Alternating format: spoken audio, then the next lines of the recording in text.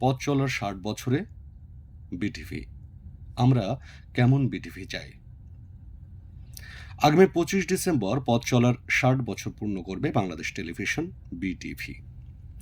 দীর্ঘ এই সময়েও নিজের স্বাধীন একটা ভাবমূর্তি তৈরি করতে পারেনি এই গণমাধ্যম। গণমানুষকে সুশিক্ষা, সঠিক তথ্য ও সুস্থ বিনোদন দেওয়া বিটিভির কাজ। বিটিভি সম্প্রচারের শুরুর পর থেকে পক্ষপাতমূলক সংবাদ প্রচার করেছে, সেই পাকিস্তান আমল থেকেই। শিক্ষা নিয়ে বাংলাদেশের টেলিভিশন কোনোদিন ভালো কোনো অনুষ্ঠান প্রচার করেনি, যদিও চালুর সময় এটিই ছিল ১ নম্বর লক্ষ্য। সুস্থ বিনোদন দেওয়াও লক্ষ্য ছিল। এটা একটা সময় পর্যন্ত পেরেছেও। শিক্ষা, তথ্য, বিনোদন এই তিনটিই ছিল বিটিভির মূল লক্ষ্য। কিন্তু বিটিভি চাইলেও এই তিনের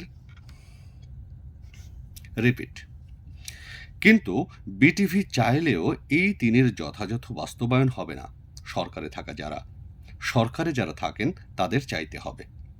বিটিভি হওয়ার কথা ছিল পাবলিক সার্ভিস ব্রডকাস্টার, অর্থাৎ যা জনগণের সেবার জন্য সম্প্রচার করবে।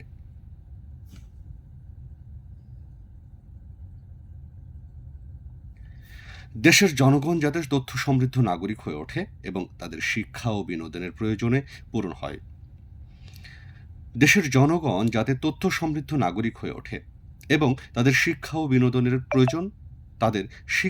ও বিনোদনের প্রয়োজন পূর্ণ হয়।